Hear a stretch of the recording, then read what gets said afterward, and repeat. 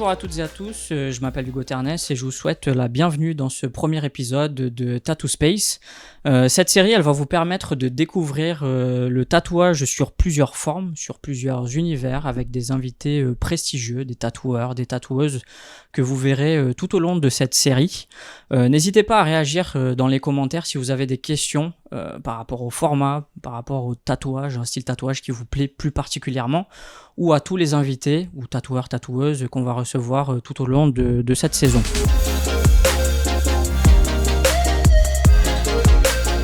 Sans plus attendre, je vais vous présenter déjà les deux personnes qui vont m'accompagner pendant ces 20 prochaines minutes. Donc la première personne qui est à ma droite, Lucky Starlet, qui est tatoueuse installée à Lyon, qui est spécialisée dans le N-Poke kitsch et glam rock. Elle tatoue dans son salon privé dans le 3e arrondissement de Lyon. Lucky Starlet, bonjour. Salut. Tu vas bien ? Ouais, ça roule. Parfait. Laetitia, qui elle est directrice artistique, cliente et surtout amie de Lucky Starlet. Bonjour Laetitia. Bonjour, surtout amie, en effet. Ma besta. Avant de commencer à rentrer dans le vif du sujet, je vais juste te présenter un petit peu le sommaire d'aujourd'hui. On va bien évidemment parler de la place du tatouage N-Poke, on va dire aujourd'hui, et savoir un petit peu ses origines, d'où ça vient, comprendre ce que c'est aussi également. On va s'intéresser bien évidemment à Starlet, de savoir un petit peu qui elle est, qu'est-ce qu'elle fait aussi également. Et à la fin, on va voir une petite anecdote de Laetitia aussi également qui va nous raconter l'histoire, on va dire, de son tatouage aussi également. Donc pour commencer, c'est la même question que je vais poser à toutes les personnes qui vont venir sur ce canapé. Qu'est-ce que le tatouage représente pour vous ? On va commencer par toi, Starlet. Et ben moi, ça représente... Avec juste bien le micro. Pardon. Alors moi, ça souci. représente plein de choses et pas grand-chose en même temps. J'ai toujours voulu me faire tatouer. Il y avait personne dans ma famille qui était tatoué. J'ai commencé le jour de mes 18 ans. J'avais prévu mon petit rendez-vous chez le tatoueur. Je connaissais rien du tout. Et puis de là, c'est devenu une passion. Alors au début, il y avait un peu de signification et maintenant, c'est plus une collection. Un dessin me plaît. C'est surtout un rendez-vous avec un tatoueur dont le style me plaît. Et puis voilà quoi. Laetitia ? Bon, moi, ça a commencé un peu pareil, en fait. Bon, j'avais ma grande sœur qui était tatouée, sauf que mon père était vraiment anti-tatouage. Et pour moi, ça a été un peu une première raison de lui dire merde. Et après, par la suite, pareil, j'avais beaucoup de signification dans mes premiers tatouages. Et petit à petit, c'est plus... Il y a une signification qui est un peu ancrée, mais plus profonde, dont je parle plus, en fait. Et sinon, c'est très esthétique. Enfin, tatouage sur les doigts, clairement, il veut rien dire, quoi. Et puis après, moi, c'est devenu une passion, parce qu'à la base, là, je parlais en tant que cliente, mais après, j'ai commencé à tatouer, et donc c'est chouette, plein de rencontres. Justement, tu parles de cette passion, de tatouage aussi également, c'est devenu quelque chose qui est né chez toi aussi également, j'imagine. C'est quoi le déclic, c'est quoi le moment justement où tu t'es dit, là aujourd'hui, je vais devenir tatoueuse ? Alors, en fait, du coup, je me suis fait beaucoup tatouer, des rencontres avec des tatoueurs. Et donc, il y a 5 ans, il y a 5 ans et demi, je vivais au Portugal, à Lisbonne. J'ai pris rendez-vous avec un tatoueur qui est devenu mon pote, qui a vu mes broderies. Je faisais de la broderie à la base. Et qui m'a dit « Ah, mais tu devrais tatouer ça ». Et j'étais là « Bah, justement, en fait ». Et donc, du coup, il m'a fait la liste de tout ce qu'il fallait que j'achète pour que je fasse bien dans les règles de l'art. Et puis, on s'est capté et bon, j'ai commencé par tatouer une orange parce que c'est plus rassurant, même si c'est pas la même sensation que la peau humaine. Et puis après, je me suis servi moi de brouillon, ma cuisse droite, c'est un vrai brouillon. Et puis j'ai commencé à tatouer mes potes contre des pintes de bière. D'accord. Mais par contre, je suis pas tatoueuse, je le précise. Enfin, je le fais à côté de mon taf. Ouais. Et je veux pas devenir tatoueuse. Enfin, c'est vraiment, je veux garder justement la possibilité de faire mes propres dessins ou des projets perso qui rentrent dans mon style et pas être tributaire de projets qui me ressemblent pas. D'accord. Donc, dans les tatouages justement que tu fais, c'est du style N-Poke. Pour les gens justement qui nous regardent aujourd'hui et qui connaissent pas le N-Poke, c'est quoi exactement ? Alors déjà, le N-Poke, c'est pas un style, c'est une technique. Donc c'est le tatouage sans machine. Donc en fait, tout simplement une aiguille de tatouage, donc la même que celle qu'on met dans les machines à tatouer, de l'encre avec toutes les règles d'hygiène. C'est très important parce qu'il y a plein de gens qui font ça de manière trash. On évite les aiguilles à couture et l'encre de Chine. Et donc en fait, c'est au point par point. Ça s'appelle N-Poke par rapport au bruit, en fait, quand ça rentre dans la peau, l'aiguille, c'est un peu flippant, mais ça fait poc, poc, poc.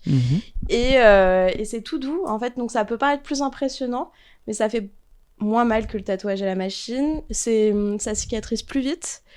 Par contre, ça prend plus de temps, donc c'est un calcul coût-avantage quand même. Donc le handpoke, c'est une technique, pas un style. Est-ce qu'il y a des styles justement dans le handpoke ou pas?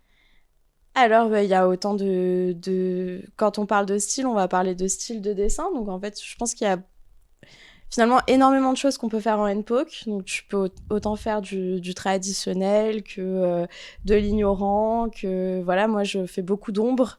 Et c'est plus rare peut-être en handpoke, même si ça se fait quand même. Hein. Mais il y a autant de styles que de types de personnes, je pense, de tatoueurs. Je sais pas. Est-ce qu'il y a un style justement qui pour toi est meilleur qu'un autre, ou un style que tu préfères non, aussi également? Il n'y a pas de style, mais je pense pour tout le tatouage, il n'y a pas de style, il y a une question de goût. Moi, j'aime bien vraiment ce qui est un peu biker, un peu ombré, très années 80-90.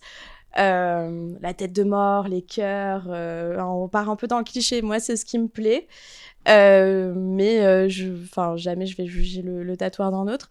Après, ce que je trouve intéressant avec le handpoke, c'est que comme c'est au point par point, je vois un peu moins l'intérêt de faire un rendu machine, c'est-à-dire d'essayer de faire des lignes impeccables en handpoke. Et je trouve que c'est quand même plus intéressant parce que du coup, le client, il va rester plus longtemps sur la table de massage à se faire tatouer. Autant que ça se voit que ce soit du handpoke. Ça, c'est mon avis. Il y a plein d'écoles. Et donc, j'aime bien justement jouer avec un peu les obstacles et le côté point par point, et qu'on voit ce côté un peu plus artisanal qu'un trait en machine. Mais après, je sais que je connais d'autres handpokers qui font un rendu plus machine, et eux, ils le font pour d'autres raisons. Le fait que ça se cicatrise mieux, le côté rapport avec la clientèle, parce que t'as pas le bruit de la machine aussi. Moi, je passe des super moments avec mes clients, on parle... Enfin, déjà, c'est long, donc on est longtemps ensemble, on parle beaucoup, et on n'a pas le bzzz au milieu, tu vois. Okay. Donc, il y a plein de raisons différentes. Moi, c'est ce qui me plaît, mais c'est vraiment le côté point par point que je trouve cool. Laetitia, justement, pour toi, c'est quand est-ce que tu as découvert justement le handpoke? Alors, je me suis intéressée au tatouage assez tôt, justement, parce que ma sœur était tatouée. Et elle, c'était du tatouage en machine et des gros tribaux. Je sais pas. Je sais pas du tout. Mais et du coup, j'ai voulu un peu me détacher de ça, parce que moi, mon style est un peu plus... j'aime les traits plus fins, assez bruts. Je suis pas très ombrage. Et du coup, j'avais découvert des tatoueurs. C'était une tatoueuse sur Nantes qui faisait du handpoke. Et j'aimais beaucoup ce qu'elle faisait, parce que c'était très simple, très minimaliste. Et c'est là où je me suis dit, en fait, c'est hyper sympa, parce qu'avec juste des petits points, tu peux vraiment faire Enfin, moi, je trouve qu'il y a vraiment une patte qui est différente par rapport à quand tu te fais tatouer à la machine, ou... Enfin, c'est quelque chose que tu peux difficilement retrouver avec la machine, à part éventuellement avec le dot, où c'est une technique en machine où, pareil, finalement, c'est un peu du point par point. J'en ai un en dot, et j'avais pas retrouvé encore ce côté-là jusqu'à ce que je me fasse tatouer par Starlet, du coup. En fait, c'est la différence entre le fait main et le fait main, il y a toujours des petits défauts. Ouais, c'est ça. Est-ce que c'est ça justement que les gens viennent rechercher derrière, ou... Je pense qu'il y a autant de raisons. Hein, moi je trouve que c'est vachement plus brut, et on sent vachement plus d'artisanat, je trouve, dans le handpoke, que tu vas ressentir dans la machine. La machine, c'est beaucoup... Enfin, ça peut paraître beaucoup plus technique, beaucoup plus léché, alors que finalement, c'est plus de technique quand t'es dans le handpoke, puisque... Je suis pas sûre de ça. De mon point de vue, après, je sais pas, mais du coup, je trouve que t'as plus ce côté un peu liberté du tatoueur que tu peux ressentir sur ta peau directement. C'est assez intéressant. Et en effet, ce bruit, moi, je sais que c'est quelque chose que j'ai trouvé assez intéressant. J'en parlerai plus tard, mais... Et puis, je sais que moi, mes clients, ils viennent me voir... j'ai vraiment de tout. Il y a des personnes qui vraiment cherchaient quelqu'un qui faisait du handpoke, et des personnes qui cherchent plus... ils ont vu un flash que je faisais et qui leur plaît. Donc, un flash, c'est un dessin qui est déjà fait à l'avance, que tu fais qu'une fois. Enfin, ça dépend pour les tatoueurs. Et donc, c'est plus un catalogue que tu proposes. Donc, voilà. D'accord. Il y avait une phrase quand j'ai fait une recherche, justement, on en parlait un petit peu en off dans l'émission, qui m'a un petit peu marqué quand j'ai fait mes recherches, que on pense que les tatouages à la main, ils étaient utilisés pour signifier la santé, la naissance, la mort, la religion et les rituels religieux. Est-ce que c'est quelque chose qui t'évoque quelque chose, cette phrase? Alors, du coup, on sait que l'histoire du tatouage, elle est très riche, qu'elle a touché énormément de civilisations différentes, à des époques différentes, à des endroits dans la planète différentes. Et forcément, la machine, elle n'a pas été inventée avant 1891, alors que le tatou, c'est 4000 avant Jésus-Christ. J'ai fait mes recherches. Donc oui, il y a un côté très religieux, un côté marquage, un côté communauté aussi. Je pense que ça pouvait rassembler des gens. Il y a eu aussi un côté plus triste dans l'histoire. Mais oui, je pense que... Allez, je sais pas. En tout cas, ce que tu dis, ça me paraît très logique, mais c'est plus lié à l'histoire du tatouage dans son ensemble que le hand-poke, parce qu'en fait, forcément, la technique était plus limitée avant. D'accord. Le hand-poke, en faisant des recherches aussi également, on a l'impression des fois qu'il peut peut-être être voué à disparaître aussi également. J'aimerais avoir ton ressenti aussi là-dessus. Est-ce que c'est quelque chose qui... un petit peu comme les vinyles aussi qu'on a vu qui reviennent assez fort parce que c'est l'ancienne mode, on va aller chercher un peu du rétro, un peu de l'ancien aussi également. Est-ce que la comparaison entre les deux elle est bonne ou est-ce que pour toi c'est différent? Je suis assez d'accord avec toi, moi j'aime bien le côté rétro, le côté moi j'avais commencé avec de la broderie et c'est vraiment le même mindset. Après je pense que c'est une technique qui est plus accessible aux novices. Tu vois, t'as pas besoin d'acheter ta machine, tu peux acheter tes aiguilles, essayer de faire ça bien. Donc, il y a un côté... Il y a beaucoup de tatoueurs qui commencent par le hand-poke et finissent par récupérer la machine. Et pourquoi, justement ? Et parce que c'est quand même plus rentable la machine et qu'à un moment c'était enfin moi je vis pas de ça donc je peux me permettre de rester au hand-poke, mais je peux comprendre qu'à un moment si tu peux faire qu'une seule pièce par jour et que tu vis de ça, t'as besoin d'aller un peu plus vite. Il y a beaucoup de tatoueurs qui font un mix et qui utilisent le hand-poke pour un certain rendu mais font des lignes à la machine par exemple. Okay. Ça se comprend tout à fait. Ouais. Mais ouais, le côté, par contre, le côté renouveau, ouais, il y a clairement. Puis même de nos jours, avec l'idée d'environnement, tout ça, tu sais, c'est l'artisanat, le fait main. Oui, il y a clairement un petit retour. Ou c'est jamais vraiment parti, mais c'est plus connu. C'est amené à être plus connu. Si on se dit dans 2, 3 ou 5 ans, c'est quoi l'avenir justement du hand-poke ? Ah, c'est toujours là, dans 2, 3, 5 ans. Moi, c'est plus l'avenir du tatouage en général où je me pose beaucoup de questions. Je me dis, est-ce qu'on va pas être tatoué par des robots à un moment ? Parce qu'il y a de plus en plus d'emphase sur le design, plus que la réalisation.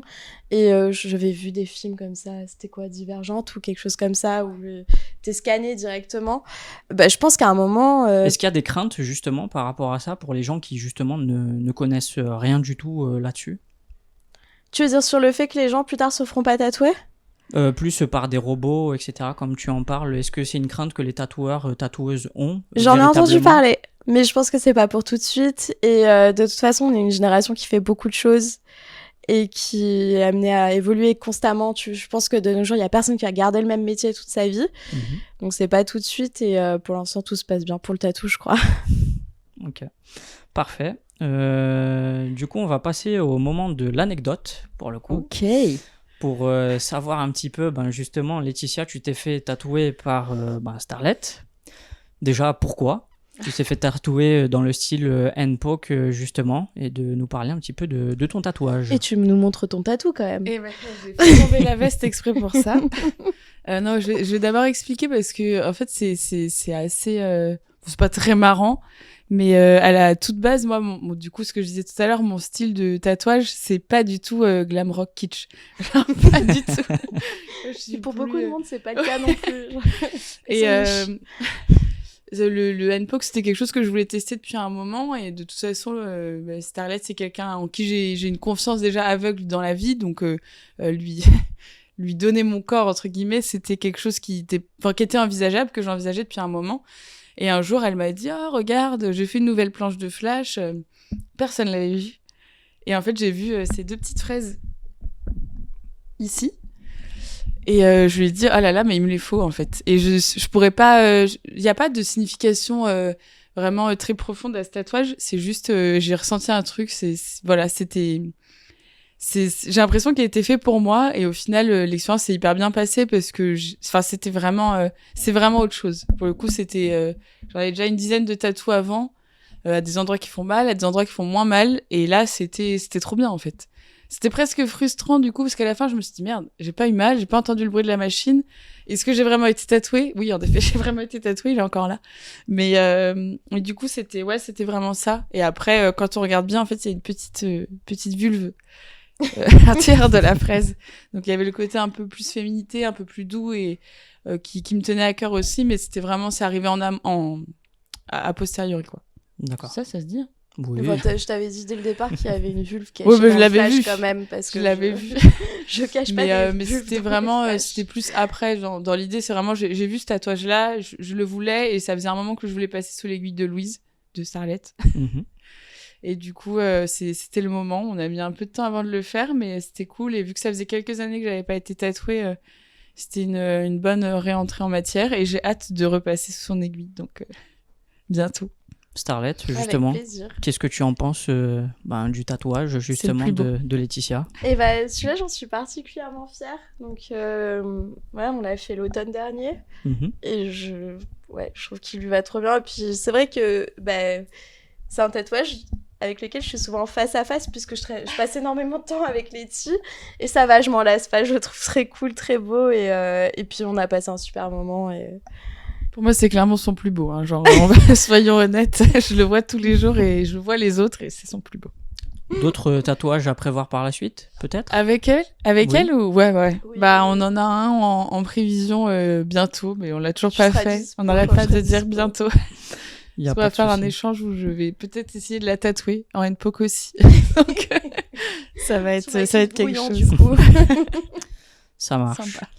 Starlet, on va parler maintenant on a parlé bien évidemment de ton actualité aussi également. Tu as cette caméra-ci pour parler un petit peu de ce que tu fais, de t'adresser aux gens aussi si tu as envie de t'adresser à eux par rapport au handpoke, à ce que tu fais, etc. De savoir où est ton salon de tatouage. Donc tu peux prendre la parole, il n'y a pas de souci. Et puis parle-nous de toi, justement. Allez, face caméra, c'est un peu difficile, mais du coup, vous pouvez me suivre sur Instagram, Lucky Starlet, tout accroché. Par DM, vous pouvez prendre rendez-vous. J'ai des flashs dispo. J'aime bien faire des projets perso qui rentrent dans mon univers. Et puis, je passe toujours un moment très cool dans mon petit studio privé. Donc, n'hésitez pas si vous avez la moindre question. Ou, voilà, vous pouvez m'écrire, je suis très accessible. Parfait. C'était bizarre ça, mais c'était oui, beaucoup trop chou. Bon, merci beaucoup en tout cas à vous deux, les filles, d'avoir accepté justement la participation à ce premier épisode du Tattoo Space. Et avec plaisir. Ouais, complètement, c'était cool, très sympa. J'ai jamais fait de podcast, donc... Voilà, donc c'était Lucky Starlet qui est tatoueuse installée à Lyon, qui est spécialisée dans le handpoke fin et ombré en mode biker. Elle tatoue donc dans son salon privé dans le 3e arrondissement de Lyon. Et Laetitia, qui est directrice artistique, cliente et surtout amie de Lucky Starlet. Merci à vous d'avoir écouté ce premier épisode du Tattoo Space. Si vous avez des questions pour Starlet ou pour Laetitia, n'hésitez pas à les poser, on vous répondra par la suite. On se retrouvera pour un prochain épisode où on accueillera justement Milena The Kid, qui est tatoueuse, et Rose, shop manageuse et perceuse à North Moon Tattoo à Vieux-Lyon. Ça sera les prochaines invités pour notre prochain épisode où on parlera un petit peu de l'actualité du tatouage, la place du tatouage aussi également dans la société actuelle. Donc voilà, c'est un peu pour teaser le prochain épisode. D'ici là, je vous souhaite une agréable soirée et bonsoir à toutes et à tous.